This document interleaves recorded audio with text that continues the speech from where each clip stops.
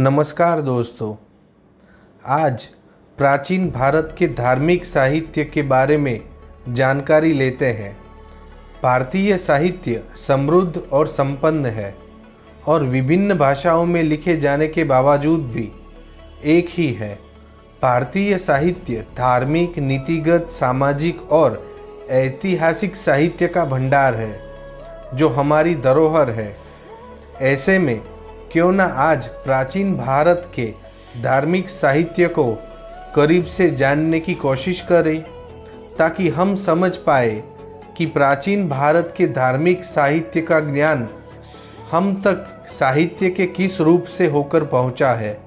प्राचीन भारत का समृद्ध धार्मिक साहित्य दो भागों में विभाजित है, एक ब्राह्मण साहित्य और दूसरा ब्राह्मणेतर साहित्य। ब्राह्मण साहित्य में वेद, ब्राह्मण ग्रंथ, आरण्यक, उपनिषद, वेदांग, सूत्र, महाकाव्य, पुराण, स्मृति आदि आते हैं।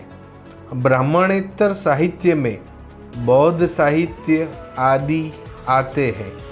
आइए इनके बारे में थोड़ी जानकारी लेते हैं।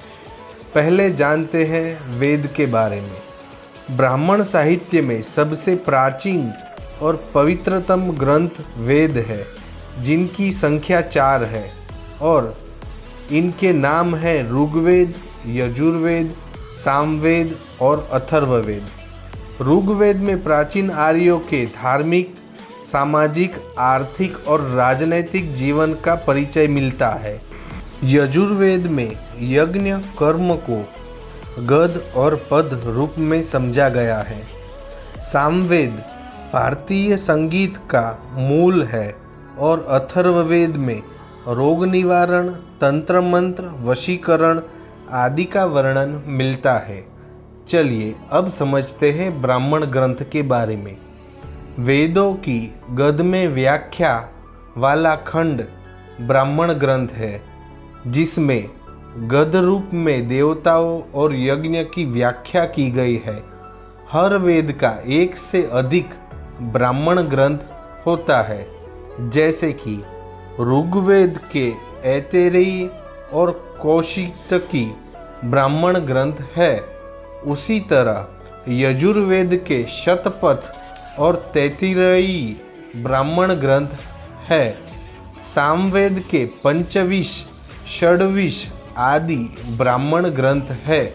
आखिर में अथर्ववेद का गोपथ ब्राह्मण ग्रंथ है। चलिए अब जानते हैं आरण्यक के बारे में। इसमें आत्मविधा और रहस्यात्मक विषयों का विवरण दिया गया है। इसका आध्यात्मिक महत्व ब्राह्मण ग्रंथों की तुलना में अधिक है। ऐसा माना जाता है कि इन ग्रंथों की रचना वानप्रस्थियों और सन्यासियों के लिए आत्म तत्व और ब्रह्मविद्या के ज्ञान के लिए हुई थी। अथर्ववेद के अतिरिक्त तीनों वेदों के एक या अधिक आरण्यक है, जैसे कि ऋग्वेद का ऐतरेयी आरण्यक, कौशितकी आरण्यक या शंखायन आरण्यक। उसी तरह यजुर्वेद के भी आरण्यक उपलब्ध है, जैसे कि तैत्तिरीय आरण्यक, मैत्रापणी आरण्यक। और सामवेद के भी आरण्यक हमें मिलते हैं, तालवकर आरण्यक और छंदोग्य आरण्यक। अब जानते हैं उपनिषद के बारे में। हिंदू धर्म के महत्वपूर्ण श्रुति धर्म ग्रंथ, जिसका ज्ञान गुरुओं के पास बैठकर ग्रहण किया जाता था, जो उपनिषद कहलाते हैं। इसमें ईश्वर, परमात्मा, ब्रह्म और आत्मा के स्वभाव और संबंध का संपूर्ण वर्णन मिलता है। उपनिषदों की कुल संख्या 108 है, लेकिन मुख्य उपनिषद 13 है। ईश, कैन, कठ, प्रश्न, मुंडक, मांडुक्य, तैत्तिरीय, ऐतरेय, छंदोग्य, कौशितकी, श्वेताश्वतर और मैत्राणी, ये सारे मुख्य उपनिषद है। अब जानते हैं वेदांग के बारे में। वेद के ज्ञान में सहायक शास्त्र वेदांग कहलाते हैं। वेदांगों की संख्या 6 है। शिक्षा, कल्प, व्याकरण, ज्योतिष, छंद और निरुक्त। अब बात करते हैं सूत्र के बारे में। सूत्र साहित्य का विशेष महत्व है, क्योंकि इनमें सूत्र बहुत संक्षिप्त हुआ करते थे और किसी ग्रंथ को कंठस्थ करने में सूत्र बहुत मदद करते थे। अष्टाध्यायी पाणिनि रचित व्याकरण का सूत्र ग्रंथ है। इसके अलावा योग सूत्र, न्याय सूत्र, काम सूत्र, कल्प सूत्र आदि भी सूत्र ग्रंथ के उदाहरण है। अब बात करते हैं महाकाव्य के बारे में। महाकाव्य में देवता या महान क्षत्रिय नायक होता है और इसमें श्रृंगार, वीर या शांत रस में से कोई एक प्राधान्य रस होता है।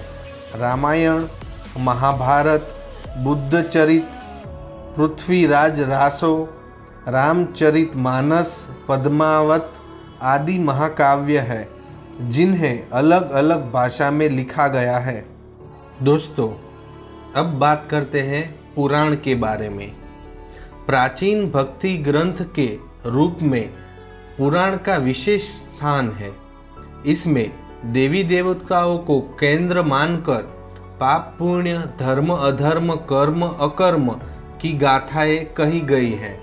पुराणों की संख्या 18 है, जिसमें मुख्य गरुड़ पुराण, मत्स्य पुराण, मार्कंडेय पुराण, विष्णु पुराण, वायु पुराण, भागवत पुराण ये सब हैं।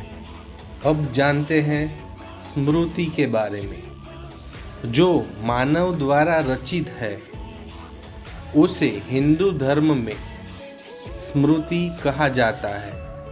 इन्हें वेदों से नीचा दर्जा प्राप्त है। स्मृतियों में आसान कहानियाँ और नैतिक उपदेश होते हैं, जिन्हें समझाना वेदों की तुलना में आसान है। मनुस्मृति, याज्ञवल्क्य स्मृति, अग्नि स्मृति, विष्णु स्मृति, यह कुछ मुख्य स्मृतियों के नाम हैं। दोस्तों, प्राचीन भारत के धार्मिक साहित्य की ये थोड़ी सी जानकारी लेकर ही आप जान गए होंगे कि हमारे साहित्य का कितना अधिक विस्तार है और इनमें कितना ज्ञान भरा हुआ है। मुझे उम्मीद है कि यह जानकारी आपको भारत के साहित्य के महत्व से अवगत करा पाई होगी और यह जानकारी आपको पसंद आने के साथ साथ आपके लिए उपयोगी भी साबित होगी। आप सबने मुझे इतने प्यार से सुना, उसके लिए मैं आपका धन्यवाद करता हूँ।